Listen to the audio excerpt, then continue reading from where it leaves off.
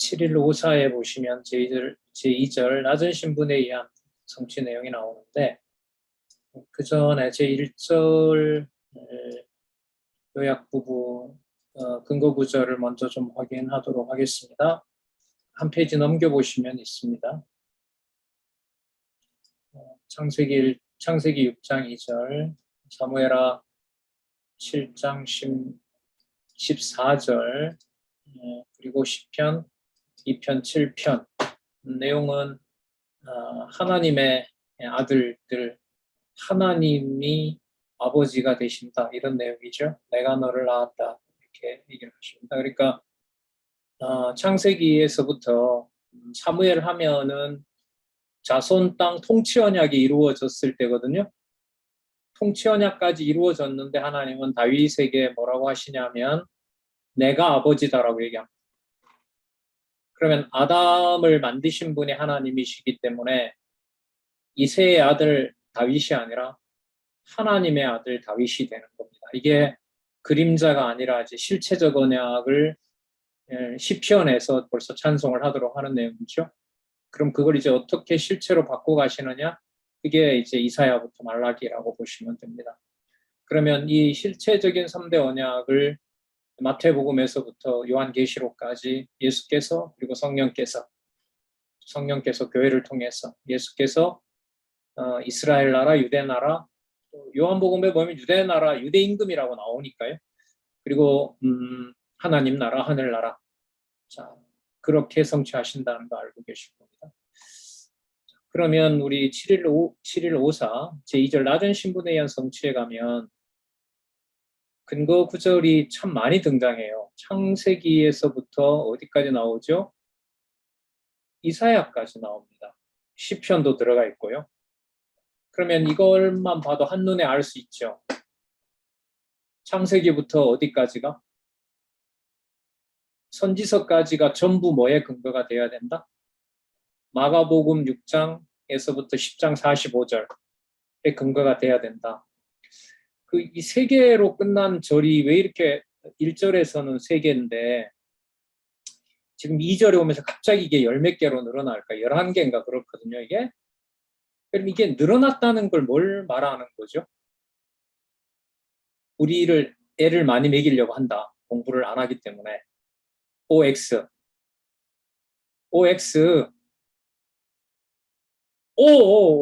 자꾸 공부를 안 하니까 이렇게 자꾸 찾아놓는 거죠.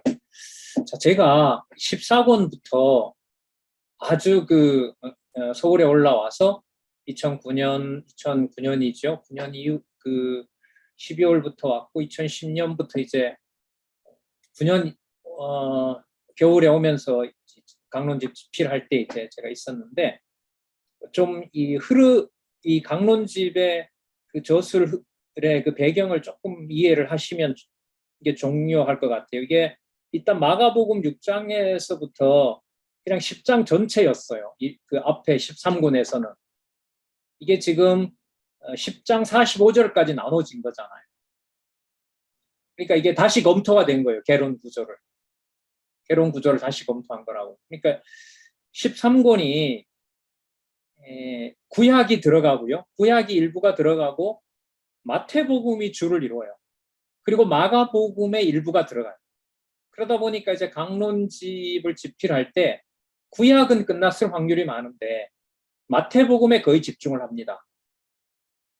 그리고 그 초고가 언제 끝나냐 하면 설 지나고 3월, 4월 말이나 5월 초쯤에 끝이 납니다. 초고가. 그리고 저는 이제 올라와서 포항에 있을 때는 한 번밖에 교정을 안 봤어요. 당신이 이제 우편물 막 500장 이렇게 소포로 보내오면 참 바쁘죠. 그때 제가 학원 할 때인데 시한이 언제까지다라고 하면 어쨌든 교정을 보고 사경회에 가면 한 2달 후가 되면 사경회잖아요. 사경회 가면 어떤 책이 나올 건지 이제 기대하면서 가는 거죠. 그리고 이제 나오자마자 그 책을 가지고 다시 사경회 끝나면 돌아와서 그 당시에는 셋째 단락을 못 건드렸어요. 이거는 그냥 목사님이 그냥 할 수 있는 거고 무조건 따라가야 되는 거고 더 첨가할 수가 없는 이런 부분이 세 번째 단락이었는데 이제 여기 와서는 이제 꼼꼼하게 그 구절들까지 다 찾아서 확인하는 거죠. 이 구절이 창세기 6장 2절이 사무엘하 7장 14절이 시편 2편 7편이 본래의 신분의 연성취하고 무슨 상관이 있지? 이게 그리고 3대 언약하고 무슨 상관이 있지? 모형하고 무슨 상관이 있지? 예수에 의한 성취 전체와 왜 하필이면 이 구절을 근거로 들었지? 이런 것들이 이제 계속 의문을 가지고 교정을 보게 되는 거죠. 그러다 보니 글자 교정, 이런 거 교정, 개론 구조 교정, 또 확인, 의문 나는 거 물어보고 그때 연구원이었으니까요. 그래서 강론집이 8월에 손에 쥐어지기 전에 저는 이제 거의 한 3번 정도 보죠. 3번 정도 보게 됩니다.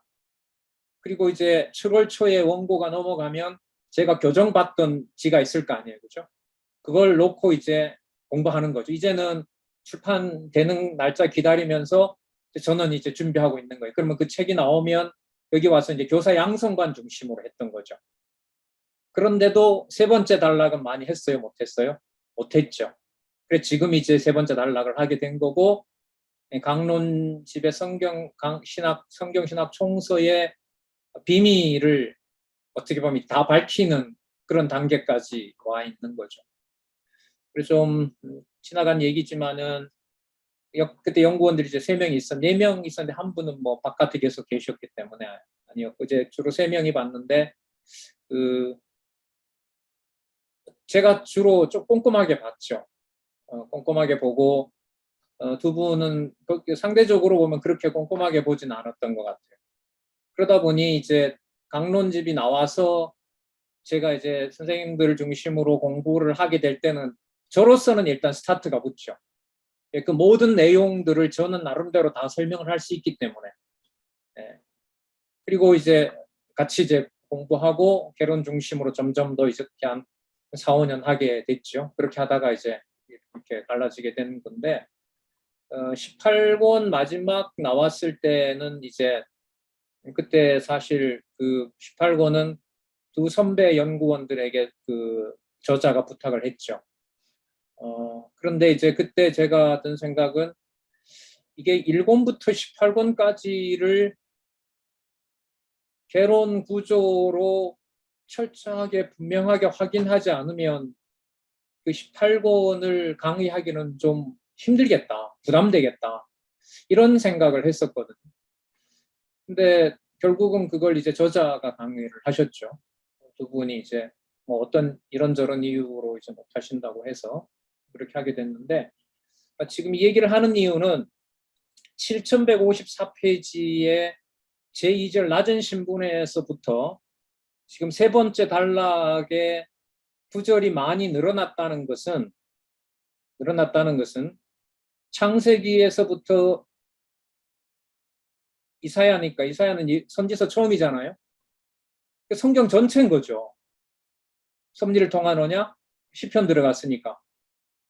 찬양을 통한 언약, 그리고 예언을 통한 언약. 그 전체 다가 무엇에 근거가 되느냐 하면 마가복음 6장에서부터 10장 45절까지의 근거가 된다는 거죠. 그 빙산의 일각이라는 말 아시죠, 여러분? 얼음 조각 요만하게 보이는데 밑에는 상상할 수도 없는 얼음 덩어리가 있는 거죠.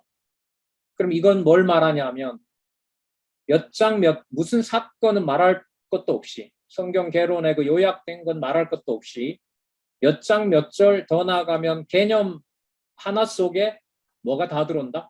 성경 전체가 다 들어온다. 창세기 한 권 속에 2권부터 66권이 다 들어온다는 말도 되고요. 그리고 계시록 마지막 장 마지막 절 내용 속에 뭐가 다 들어온다? 창세기에서부터 유다서까지가 다 들어온다. 그러니까 이게 언약과 성취 섭리도가 계속 그려지는 거죠. 어떤 구절을 보더라도 전체가 다 들어와 있게 되고. 그래서 이 14권의 세 번째 단락은 뭘 연상하게 하냐면요. 목요일 날 하고 있는 구약 창세기, 그러니까 강론집 1권 개정판에 창세기 설명하면서 계속 무엇을 얘기합니까? 실체적 언약 성취를. 요한계시록 얘기하죠.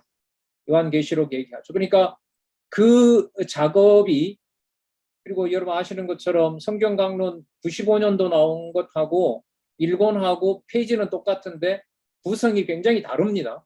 엄청 달라요. 많이 다릅니다.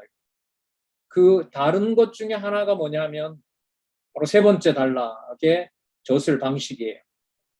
그러니까 이게 두 번째 단락에 나타난 창세전 근거와 내려오면 어느 한 구절도 전부 연관된다. 마가복음 내에서 마가복음은 이루 말할 수 없고, 그리고 마가복음에 나타난 신분이 앞에 있는 직분과 뒤에 나오는 사역, 직임과 사역과 본성하고도 다 관계된다는 것을 구체적으로 보여주는 경우가 바로 지금 이제 이 14권부터 시작하고 있는 세 번째 단락이라고 보시면 됩니다. 그러니까 성경을 어떻게 공부해야 하나님의 말씀으로 공부하는 것인가? 예수님의 공부 방법론을 따라가는 거예요, 이게. 당연하지 않겠습니까? 예수께서 우리가 아시는 요한복음 5장 39절에다가 뭘 다 담죠? 구약 다 담으시잖아요. 그리고 부활하신 다음에 당신이 죽었다가 살아나는 그 사건을 말하면서 뭘 다 사용하죠? 모세율법과 선지자의 글과 시편에서 나를 가리켜 기록한 것이 모두 이루어지리라고 하시면서 다 담죠. 여러분, 이 생각이, 그런데 이게 이런 내용을 듣는 것하고 본문을 실제로 따라가면서 마가복음이 이렇게 구성됐구나라는 걸 확인하는 것하고는 차이가 날까요? 많이 날까요? 성경신학을 아는 것과 모르는 것의 차이가 나요.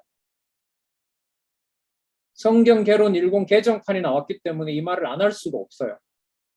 그래서 공부의 마지막 안내를 해드리는 거라고 보시면 돼요.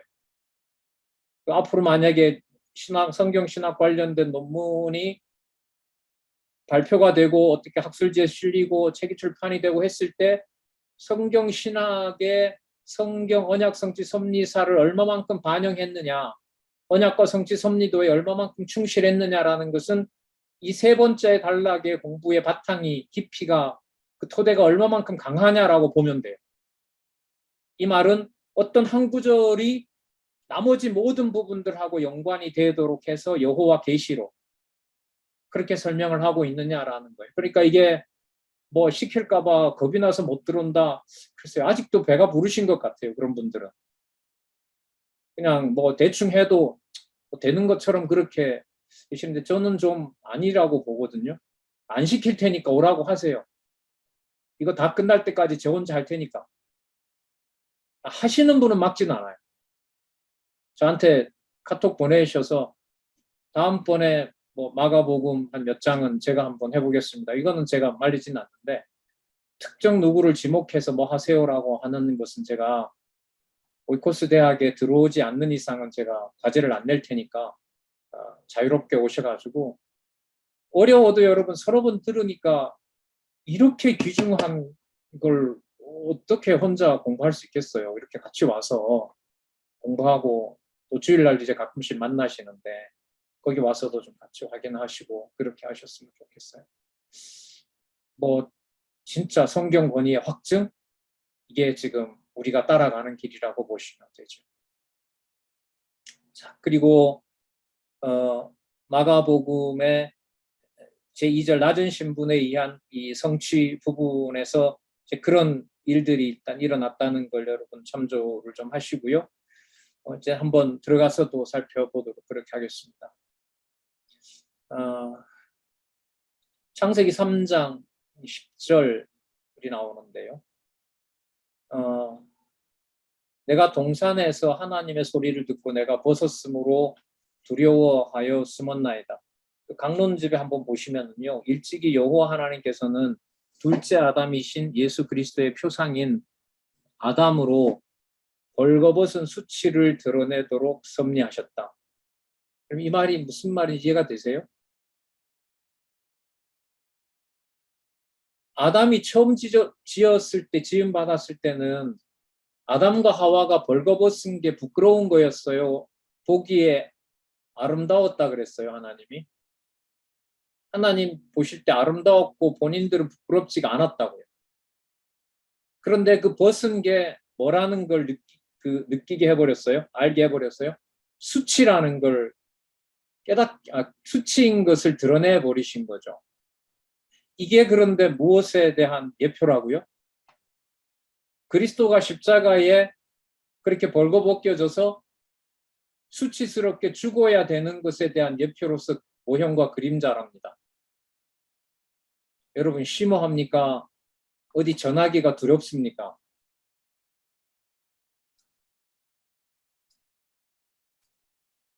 이 14권이고 앞으로 14, 15, 16, 17, 18권이 이렇게 돼 있는데 이 14권의 이 낮은 신분에 의한 성취는 저는 개인적으로 인간 중심에서 하나님 중심으로 구속사라는 인간의 구원 중심에서 하나님 계시, 하나님 존재 중심으로 넘어가는 저한테는 엄청난 분수령이었어요. 이게 마가복음 6장의 낮은 신분에 의한 성취가.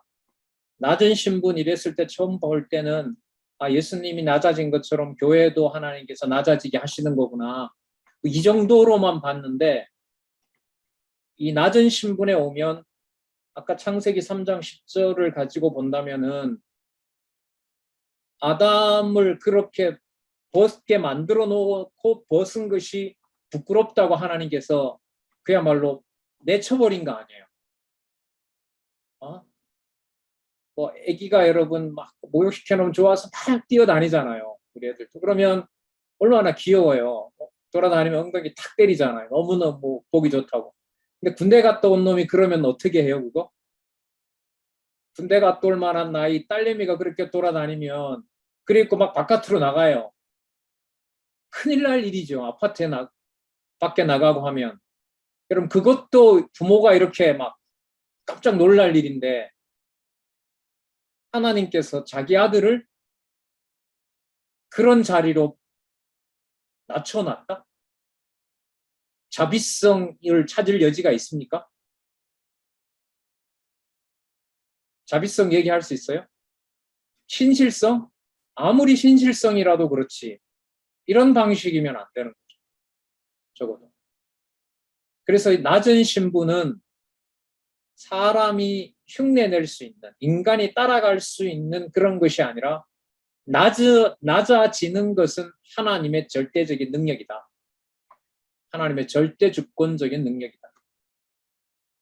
누가 뭐가 좀 부족해서 저렇게 수치를 당한다라는 인간을 주어로 놓을 수 있는 것이 근본적으로 사라지게 해버리는 게 제가 볼 때는 이 누가복음에서도 특히 6장에서부터 10장 45절이에요. 근데 아니나 다를까 지금 무엇부터 근거를 들고 있냐 보니까 벌거벗겨 놓고 벌거벗겨 놓은 게 수치스러운 것이라고 한 그게 나중에 자신의 아들을 그렇게 처리할 것에 대한 예표로서의 모형과 그림자였다는 거죠. 그런데 여러분 이때 아담과 그리스도는 차이가 있습니다. 아담은 그 벗겨 놓은 자기 상태가 두려워서 뭐예요? 나뭇잎으로 가렸죠. 가렸잖아요. 그리스도는 가렸어요? 안 가렸어요? 그리스도 안 가렸어요. 그런 거 안 나와요. 그러면 무슨 뜻이냐면 그리스도는 그렇게 수치스러운 모습으로 벌게벗겨 놓은 그것이 아버지가 보실 때 무엇으로 받아들이시는 거예요? 좋은 걸로 받아들여요? 모멸적이고 수치로 받아들여요? 하나님의 정하신 좋은 것으로 받아들이는 거예요. 그걸 여러분 사람이 사람한테 교훈할 수 있어요? 그러니까 명령 문화는 법을 만들어서 교회의 성도에게 말하는 것은 마가복음의 신분론을 정면으로 뒤집는 거라고 봐요. 그래서 성경 신학이 매우 엄격하다니까요. 인간에 대해서 참 많은 말을 할 수 있을 것 같은데 한마디도 말할 수 없게 만들어 놓는 것이 바로 신분 문제예요. 그러니까 여러분, 그리스도가 자신을 버리고 가는 가룟 유다나 제자들에 대해서 막 뒤에 쫓아가면서 저주하고 원수 갚고 이런 거 안 해요.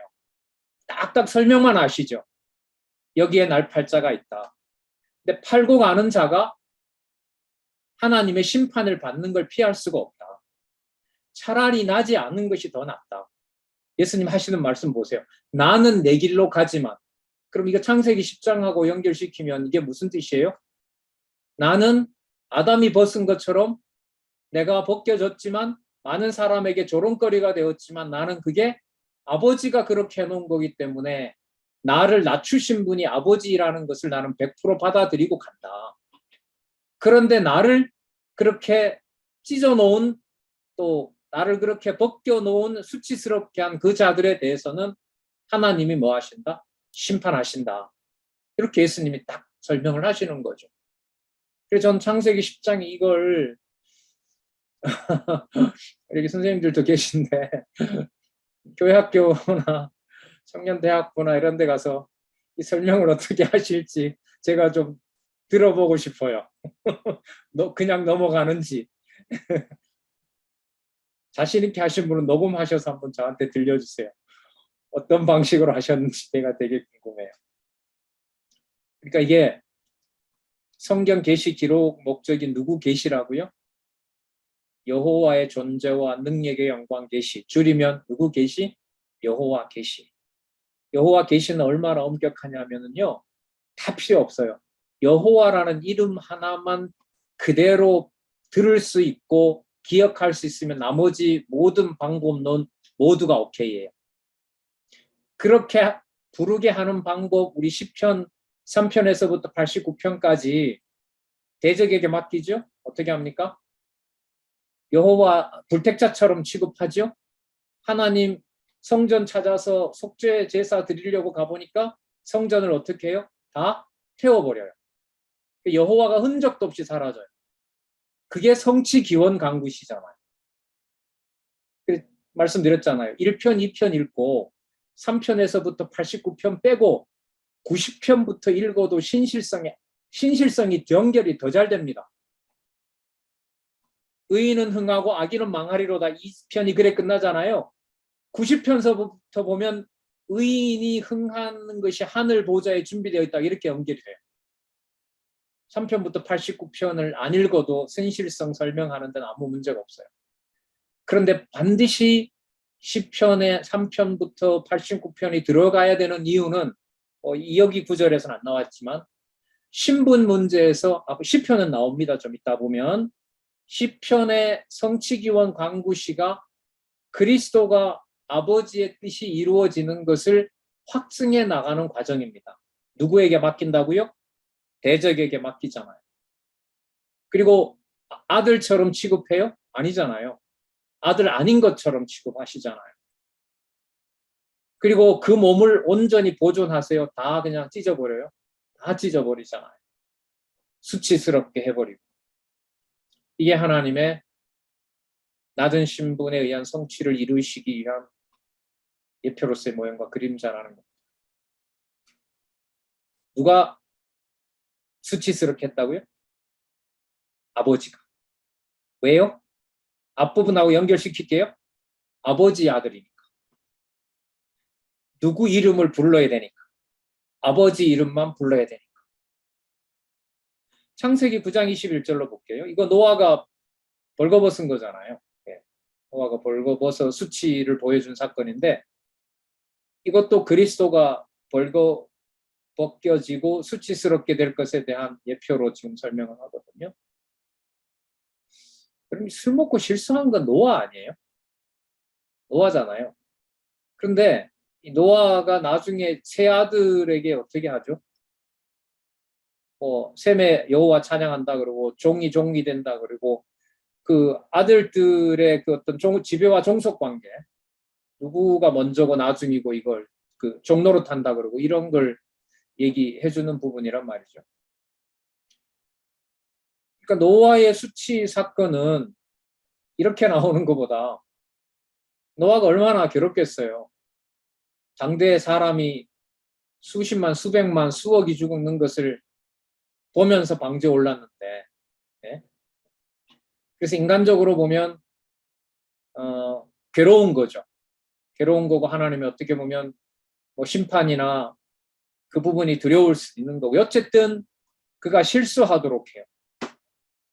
실수하도록 한다는 말은 무슨 뜻이냐면 노아의 어떤 행위가 자손 언약을 보호하는 것에 어떤 자기 능력이 본인한테 있기 때문에 자손 언약을 이루어갔다고 말을 할 수가 있어요, 없어요? 없어요. 없는 거예요. 아버지의 실수로 인하여 일어난 일이라고 인간적으로 말하면. 그런데 그 실수가 뭘 의미하냐 하면 아담이 벌거벗겨지고 하나님이 수치를 가려주지 않으면은 그 짐승 옷을 이렇게 입혀지잖아요. 하나님께서 그러한 자비를 베풀어 주지 않고 노아에게 그 실수한 것을 그대로 놔둬버리면 그게 자손 언약을 이루어가는 일에 힘을 발휘할 수가 없죠. 수치를 드러냈는데 아들한테 무슨 권한을 얘기를 합니까? 그런데 드러난 수치가 무엇을 하게 만들어요? 자손 땅 통치, 자손 언약을 어떻게 이루는지 자손 언약의 목적이 셈을 통하여 누구를 부르게 한다? 여호와를 부르게 한다는 걸로 판을 짜잖아요. 야벳은 창대하고 야벳은 셈 밑에 와야 되고 함은 형제들의 종이 돼야 된다. 종의 종이 된다고 얘기를 하고. 그러니까 아담을 부끄럽게 한 거나 노아를 부끄럽게 한 거나 이게 전부 부끄러운 모습을 당하더라도 아버지 앞에 하나님 앞에 어떠한 불만도 말할 수 없는 누구에 대한 예표다? 그리스도에 대한 예표다. 이렇게 되는 거예요. 그러면 여러분 그리스도의 교회도 머리 대신 그리스도가 이렇게 되는 거기 때문에 그 몸인 그리스도의 몸된 교회도 이 과정을 밟을까요? 안 밟을까요? 그대로 밟지요. 예수님 오셔서 자처하시잖아요. 예수님이 스스로 이렇게 만들어내시잖아요. 유대인들하고 잘 지냅니까? 유대인들과 불화를 일으킵니까? 불화를 일으키고 배척받고 하잖아요. 여러분 마가복음의 아주 중요한 구도가 뭐와 뭐라고 얘기했는지 기억나세요? 뭐와 뭐? 표적과 대척. 이거 되게 중요합니다. 표적과 대척. 그리고 이게 어떻게 되냐면 표적은 왜 보여줘요? 제1절에 누구 아들임을 보여주려고 하나님 아들임을 보여주려고 하나님의 아들임으로 낮은 신분은 하나님의 아들만 할 수 있는 거기 때문에 뭘 당할 수밖에 없게 만든다? 배척 당할 수밖에 없게 한다. 하나님의 아들임으로 반드시 뭘 받아야 된다? 배척을 당해야 된다. 왜 하나님이 낳아놓은 아담과 그리고 노아가 인류 시조잖아, 이 두 사람이. 맞죠? 에덴 동산은 가렸지만 에덴 동산 출신들 아니에요, 둘 다. 그래서 인류 시조라 부르잖아요. 아담하고 노아를. 근데 그들을 수치당하게 했지만 하나님의 약속은 하나님이 이루세요, 안 이루세요? 다 이루어 가시잖아요. 장차 오실 그리스도는 범죄하지 않았는데도 하나님의 아들이기 때문에 이런 약속을 그 몸에 다 드러나도록 성취하신다는 거죠. 하지만 그는 본성에서부터 그 사건을 아버지 왜 이럽니까? 라고 한마디는 물었지만 거기에 대해서 완벽한 순종을 하게 되는 거죠. 이걸 그리스도가 견딥니까? 못 견딥니까? 하나님이 견디게 해주십니까? 자기 스스로 견딥니까? 하나님이 견디게 하죠. 누가복음에 그거 나오죠. 그리스도가 기도했을 때 누가 와서 돕더라 그러죠? 천사가 와서 돕잖아. 하나님의 사자가 와서 돕는다고. 그러니까 수치스럽게 하면서도 하나님의 아들을, 하나님의 자녀를 누가 견디도록 해요? 하나님이 견디도록 하시는 거죠. 나중에 여러분 그 북쪽 이스라엘 망할 때 그리고 더 분명한 건 남쪽 유다가 망할 때 얼마나 수치스럽습니까? 하나님의 이름마저도 다 불에 타는 일이 벌어지니까요. 그 상황이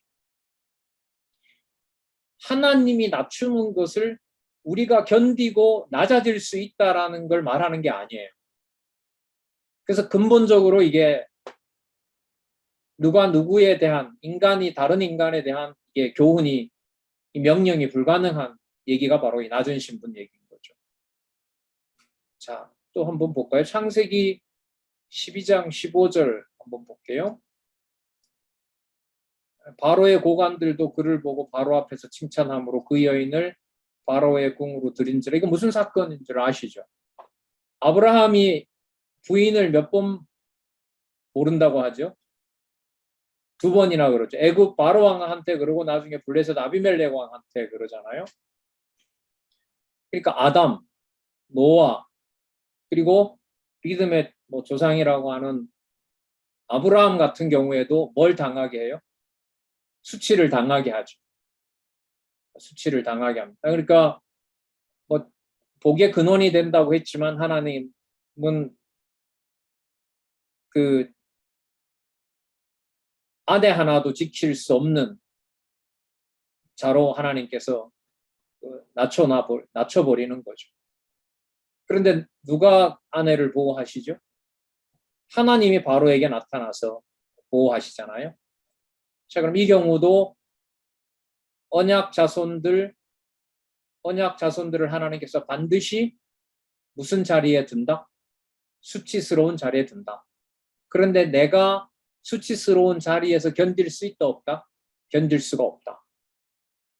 오직 견딜 수 있는 육을 가지고 있는 분은 누구밖에 안 계시다? 당신의 아들이신 그리스도밖에 없다. 그 증명을 어떻게 마가복음은 하고 있다? 표적과 무엇으로? 배척으로. 표적과 배척, 표적과 배척이 매우 중요해요. 표적과 배척. 그러니까 하나님의 교회이니까 배척을 당해야 돼요. 한번 보시자고요. 교회 창립 사건에서 예루살렘 교회부터 로마 교회 갈 때까지 하나님께서 박수 받으면서 교회가 설립되도록 합니까? 배척당하게 합니까?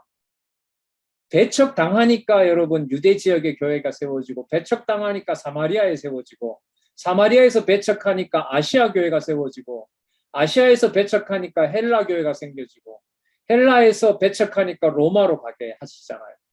그럼 너무 분명하죠, 이게. 목적은요? 여호와 이름.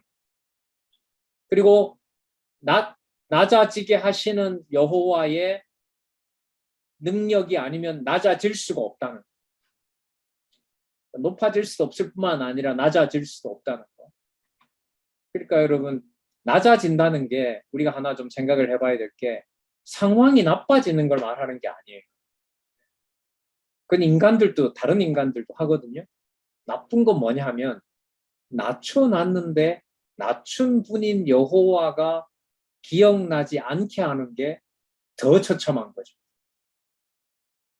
여러분, 북쪽 이스라엘은 망하게 했는데 사마리아는 망하게 했어도 그들이 예를 들면 사마리아에 있던 성전에 뭔가를 가져가서 어디 뒀다가 나중에 고레스가 돌아오려 할 때 일부 돌아오거든요. 그 돌아올 때 사마리아에 그 산당 지었던 것의 일부를 가지고 돌아온다 이런 말 있어요? 없어요. 근데 남쪽 유다는 그 성전 기명들을 어디에다 보관해 놓죠? 바벨론에 다 보관해 놓았다가 돌아올 때 어떻게 합니까? 가지고 돌아오잖아요. 그러니까 누구 이름이 바벨론의 종로로 타지만 계속 보존이 돼요?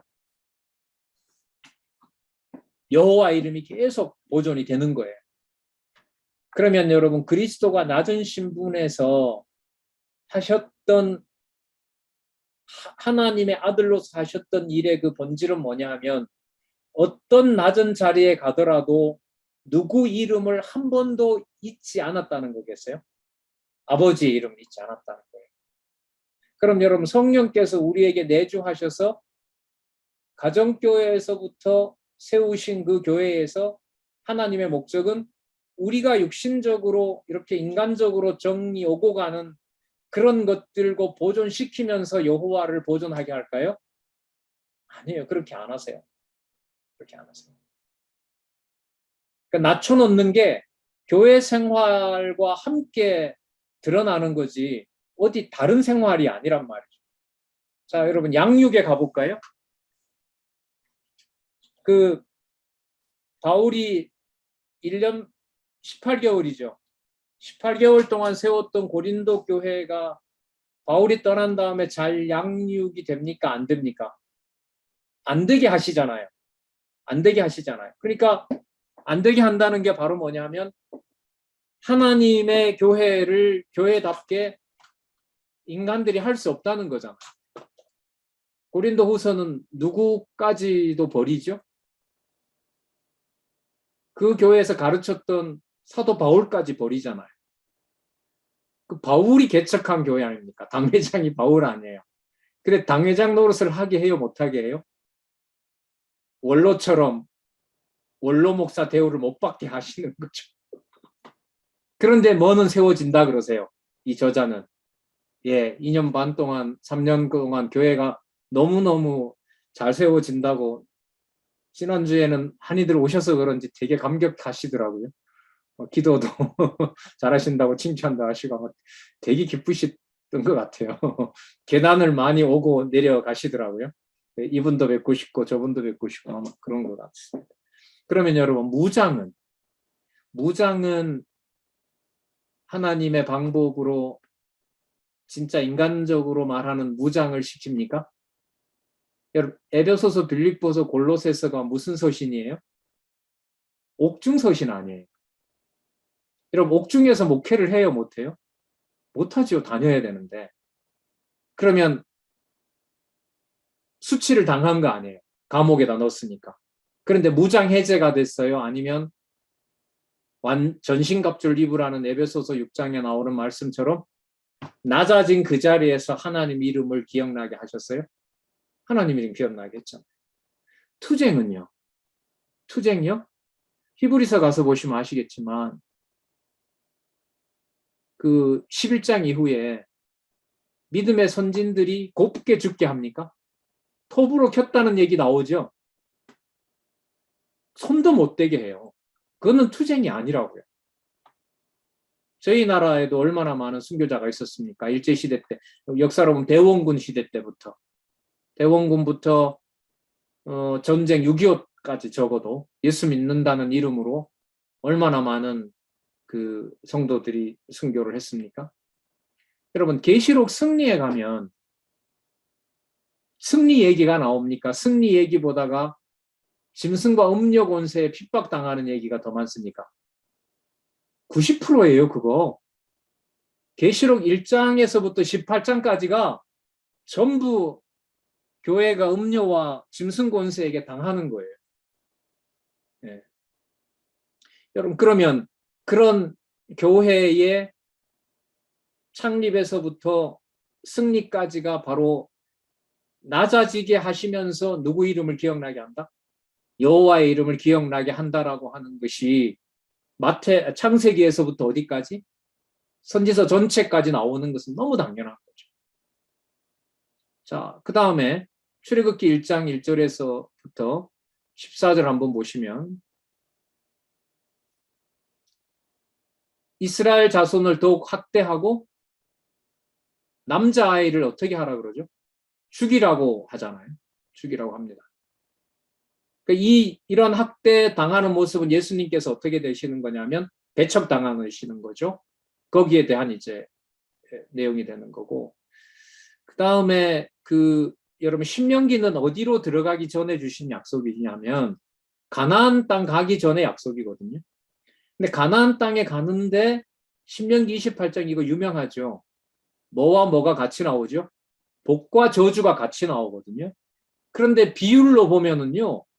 복을 주신다는 것은 14절 내용이고 하나, 둘, 셋, 넷, 다섯, 여섯 그거보다가 3배, 4배 정도는 전부 뭐와 관련된 거냐면 저주와 관련된 내용이에요.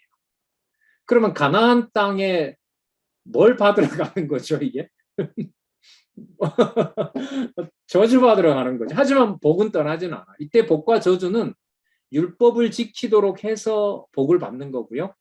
율법을 지키지 않도록 해서 저주받는 거예요. 자, 여기서 중요해요. 저주받는다 하더라도 출애굽기 20장 6절에 있는 대로 버릴 자는 3, 4대 만에 끝내지만 그 북쪽 이스라엘 같이 하나님의 은혜가 은혜 약속을 은혜 언약을 받은 자들은 천대까지 그 이름이 보존이 되잖아요. 자손이 천대로 이루어지는 게 아니라 결국은 누구 이름이 끊어지지 않는다는 거죠. 여호와 이름이 끊어지지 않는다는 거죠. 그러니까 복과 저주는 무슨 방식이에요? 열왕기 방식으로 여호와 이름 부르게 하는 거고요. 역대기 방식으로 여호와 이름 부르게 하는 거예요. 열왕기 방식은 어떤 방식이죠? 저주를 통해서 이탈시키고 끝내버리는 방법으로. 역대기는요? 다윗 왕조를 계승하고 보호하는 것을. 그럼 복이든 저주든 누굴 부르게 하는 방법이에요? 여호와를 부르게 하는 방법이라는 거죠. 그러면 여러분 그리스도가 배척당하면 배척당할수록 아버지의 뜻으로 받아들인다면 그것은 뭐라고만은 얘기할 수 없어요. 저주받았다라고만 얘기할 수가 없는 겁니다. 왜? 누구 이름만 더욱 선명하게 드러나니까. 여호와의 이름, 아버지의 이름만 더욱 선명하게 드러나니까요. 그 다음에 역대기는요, 이게 역대기 마지막 장인데, 여기 보면 마지막 4명의 왕이 나오거든요. 17장에서부터 17절부터 21절에는 여러분 유다의 마지막 왕이 누구죠? 시드기야죠. 시드기야 왕이 이제 바벨론에 잡혀가잖아요. 눈도 뽑히고 보는 앞에서 왕자들 다 죽고 이제 그렇게 되는 건데, 그런데 이제 이 낮은 신분과 관련해서는 역대하보다가는 열왕기 내용이 저는 좀 덜 부담스러운 것 같아요.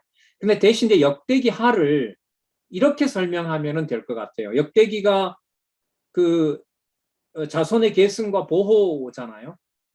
그러니까 그리스도를 낮아지게 해서 낮아졌지만 그리스도가 아버지의 아들이라고 하는 것을 완벽하게 했다. 증명했다는 면에서 아버지께서 낮아진 아들을 통해서 무엇을 보호하고 계승한다? 아버지의 아들이라는 그 권위를 유지하고 보호한다.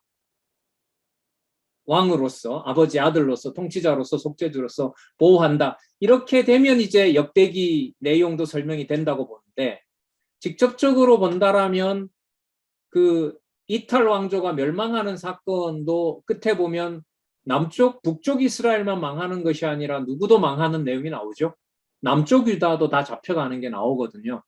그래서 저는 이제 이런 것들이 앞으로 이제 이 저자나 이 성경 신학학술 동역회 이런 이제 공부 모임에서 이런 부분들이 이제 서로 확인하는 게 저는 필요하다라고 봅니다.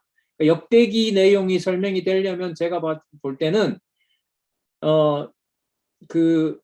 이 설명에 보면 수치와 멸시를 당하도록 하셨다라고 하는데 이게 역대기 마지막 결론이기 때문에 역대기 전체 주제인 다윗 왕조의 보호와 계승 부분이 자꾸 걸리는 거예요. 그러면 걸릴 때 이걸 설명을 해야 된다면은 수치와 멸시를 당하지만 아버지 아들로서 그리스도가 그걸 불만을 가지고 패배당하는 것이 아니라 누구의 뜻으로 받아들인다? 아버지의 뜻으로 받아들인다. 이렇게까지 설명을 해야 역대기 주제에 대한 부담까지 다 덜 수가 있어요. 자, 그리고 열왕기를 넣으면은 그야말로 이제 수치와 멸시를 당하도록 그렇게 다 멸망시킨다라는 내용으로 쉽게 설명을 할 수 있어요. 그래서 역대기까지 만약에 넣어서 설명을 한다면 그리스도가 배척당하시면서 그분이 누구의 아들이다? 하나님의 아들이다라는 그 내용까지 설명을 해야 되지 않나 이렇게 생각을 합니다. 자, 그 다음 또 볼까요?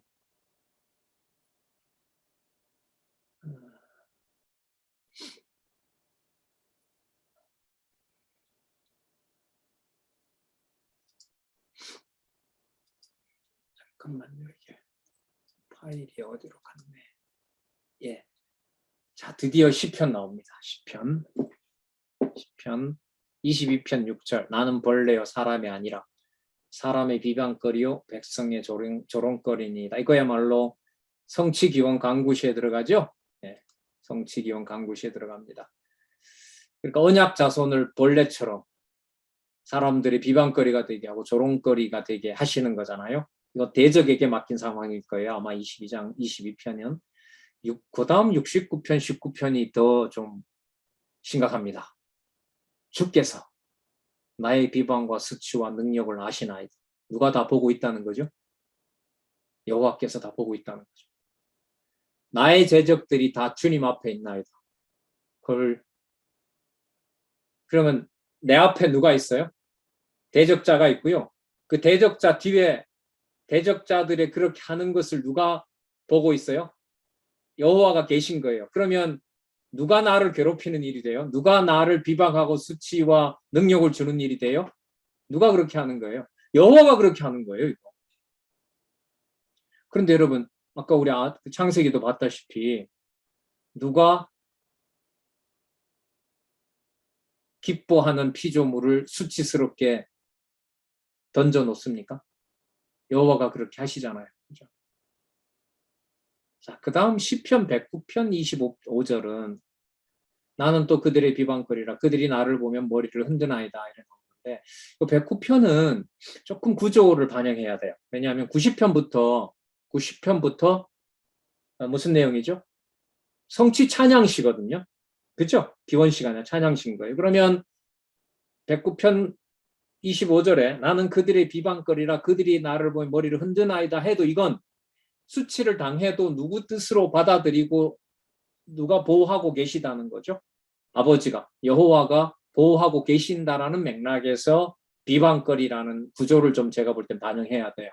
그건 이제 누구를 붙여서 설명하면 되겠어요? 그리스도가 어떻게 배척당하더라도 말씀하시잖아요.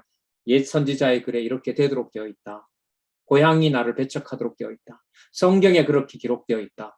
그러니까 누가 정하신 뜻대로 되는 것이다. 아버지께서 정하신 뜻대로 되는 것이다. 그래서 아까 역대기 내용을 든 게 이런 것까지 염두에 두시고 그리스도가 아버지의 뜻대로 됐다는 것까지 염두에 두시고 수치와 멸시를 얘기했나? 이렇게 저는 이제 한번 확인해 보고 싶은 거죠. 자, 이게 뭐 열왕기가 들어오건 역대기가 들어오건 낮은 신분 설명하는데 이런 구절을 넣어준 것으로도 저는 뭐 충분히 공부의 확장을 하는데 도움이 된다고 봐요. 더 명확하게 이제 그런 부분들을 확인하는 작업들은 뭐 성경 전체에 걸쳐 있죠, 사실. 세 번째 달랑 공부의 맛을 들이면 이제 아까 빙산의 일각이라 그랬잖아요. 한 구절에서 전체가 여호와 계시로 보이는데 무슨 큰 오류가 있겠어요. 뭐가 문제니까 문제예요? 안 하니까, 인간적으로. 그 구절들을 이렇게 소개하는데도 그렇게 연결지어서 안 보니까 그게 문제인 거지. 자, 보겠습니다. 이사야 49장 7절, 이사야 53장 3절. 자, 이것도 구조 좀 봐야 될 것 같아요. 그럼 49장 53장에는 이방왕 누구 사건을 가지고 봐야 될까요? 고레스 사건을 보셔야 돼요. 자, 49장 7절 보세요. 이스라엘의 구속자, 이스라엘의 거룩한 이이신 여호와께서 사람에게 멸시를 당하는 자, 백성에게 미움을 받는 자, 관원들에게 동의된 자에게 이같이 이르시기를 왕들이 보고 일어서고 고관들이 경배하리니 이는 이스라엘의 거룩하신 이 신실하신 여호와가 그가 너를 택하였습니다. 지금 이렇게 나오잖아요. 그러니까 미움을 받는데 왕들이 보고 뭐 하도록 해요? 경배하도록 한다는 거죠. 그러니까 이건 무슨 뜻이냐면 배척을 받는 그분이 여호와가 뭐 할 분이다? 높여놓을 분이라는 거예요. 왜냐하면 그가 아버지가 원하는 대로 낮은 자리에 갈 수 있는 유일한 분이기 때문에. 그런데 53장 3절에 가면 어떤 걸 겪어야 되냐 하면 멸시를 받아야 되고 간고를 많이 겪는다는 말은 뭐 고통을 당한다는 거죠. 그리고 질병도 자기가 짊어져야 되고 마치 사람들이 그에게서 얼굴을 가리는 것 같이 멸시를 당하였고 우리도 그를 귀히 여기지 아니하였도다. 이게 무슨 뜻이냐면 언약 자손들이 언약 자손들의 통치자로 온 그리스도를 뭐 한다는 거죠? 멸시한다는 거죠.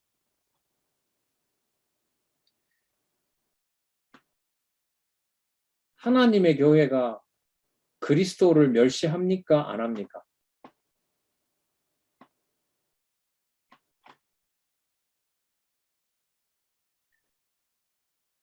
예수님께서 베드로에게 음부의 권세가 교회를 침범할 수 없다라고 했지만 그리스도께서 데리고 있던 제자들이 하나는 아예 영영 가버렸고 그리스도의 제자들이 그리스도를 끝까지 지킵니까? 다 배신하고 가게 만듭니까?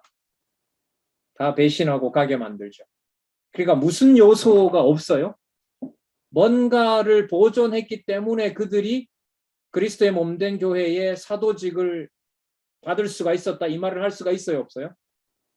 전혀 그 말을 할 수가 없는 거예요. 그럼 똑같아요. 그리스도의 교회에서 하나님께서 각자 주시는 은사대로 살게 하실 때 반드시 일어나는 일은 인간적인 모든 것들을 로마서가 양육이 시작이 되는 것처럼 불의한 모든 것들을 일체 남기지 않고 그리스도의 교회에 대해서 대적하는 것들이 다 폭로가 된다고요. 말씀을 듣고 좋아한다라는 것에서 끝나지 않고 말씀을 듣고 성령께서 보호하지 않으면은 그 좋은 진리의 말씀인 교회에 내 스스로 뭐가 된다? 대적자가 된다는 거죠. 바울이 오호라 나는 공고한 자로다. 죽을 지경이다라고 할 때 어떨 때는 공고하고 어떨 때는 공고 안 하고 그런 건가요? 아니면 그리스도의 교회를 직면했을 때 항상 자신이 거기에 앞서가려고 그러고 자신이 교회의 주관자가 되려고 그러고 그런 모습을 본다는 걸까요? 후자 아닙니까? 저는 그렇게 이해를 합니다. 그러니까 여러분 이 저자인 원로가 받았던 비난 중에 그 맹피동물이라 그러잖아요. 예. 저도 올라와서 서너 건 봤잖아요. 여러분 아시는 것처럼 그 이천 땅 이전에 또 그 전에 땅을 어떤 개인 여러분 잘 아시겠지만 어떤 장로님이 줬는데 그 안 받고 안 받았잖아요. 당시 시가 뭐 5억인가 그랬는데도 안 받았죠. 체제 개혁할 무렵에 그건 저도 여기 와서 봤으니까요. 아침에 돌려줬어 이러시더라고요. 벌 돌려주셨는데요. 문서고 뭐고 전부 다 싹 돌려줬어. 그래 그 2천 땅 다 돌려줬죠. 그리고 올라와서 김창녕 장로님이 돌아가셨죠. 김창현 장로님이 돌아가셨는데 이제 장지에서 제가 참 힘드네요. 참 했는데 그 원로의 대답이 뭐였냐 하면 그냥 한마디로 짧게 나 때문에 죽은 것 같아. 나 때문에 데려가신 것 같아. 그 말은 누구 의지하는 걸 냉정하게 쳐냈다는 거죠. 예. 그렇게 짧게 대답을 하시더라고요. 그리고 여러분 그 2015년 제가 어제 서고에 책 정리를 좀 하다가 2015년 12월 달 연구원 마지막 회의록이 있더라고요. 제가 연필이 막 떨리면서 메모를 잘 못했던 그때 막 고성들이 사실 오갔거든요. 그때 이제 체제 개혁은 각자 다 하고 싶은 대로 하는 거라고 하고 이제 그때 두 가지 질문을 했죠. 성경 신학이 성경 권위를 확정한 이거밖에 진리가 없다고 생각하십니까? 그리고 하나는 체제 개혁에 대해서 찬성합니까? 반대합니까? 그때 대답은 두고 보면 압니다. 이런 대답이 나왔고요. 그 다음에 두고 보면 압니다. 이렇게 대답을 했죠. 그리고 2016년에 이제 연구원 3명 모여서 어떤 이 일들을 사업을 하려고 했을 때 저는 이제 원로 모시고 하자. 이제 두 분은 그럴 필요 뭐가 있느냐. 그렇게 하다가 2016년에 결국은 이렇게 갈라졌잖아요. 그 이후에 저서를 내는 거나 목회의 어떤 방향이나 그런 것에서 사람이 뭔가를 할 수 있는 부분에 대충 이렇게 섞어서 갔습니까?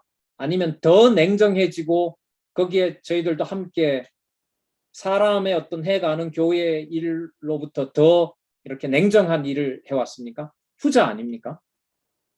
그게 그 교회 동력자, 교회 지도, 옛날에 기지협이었었죠. 그 과정에서부터 지금까지 과정이었던 거죠. 그러면 근래에 있었던 한 10여 년 동안에 교회 동력자 협회의 일에도 무슨 일을 하나님이 하게 하신 거죠? 사람이 하나님의 교회를 건들 수 없도록 하나님의 방법으로 하나님의 교회를 우리가 봤을 때는, 인간적으로 봤을 때는 그 교회를 누구든 내 소유로 뭐 하지 못하게, 손대지 못하도록 해놓은 거라고 할 수가 있겠죠. 네. 자, 그게 여러분 이사야 53장 3절까지 나타난 낮은 신분에 의한 성취의 근거 구절들입니다. 자, 그럼 이게 한 서너 구절만, 두 구절에서 세 구절 빼고는요, 이게 10장 45절까지 이 구절들이 계속 반복이 돼요. 그래서 첫 시간에 이 구절들의 연결성을 우리가 확인을 하면 잠시 쉬고요. 나머지 10장 45절까지 가는 데는 큰 무리가 없어요. 그래서 이걸 제가 좀 길게 나와 있는 것들을 좀 상세하게 이렇게 연결시키면서 말씀을 드렸던 겁니다. 잠시 쉬셨다가요.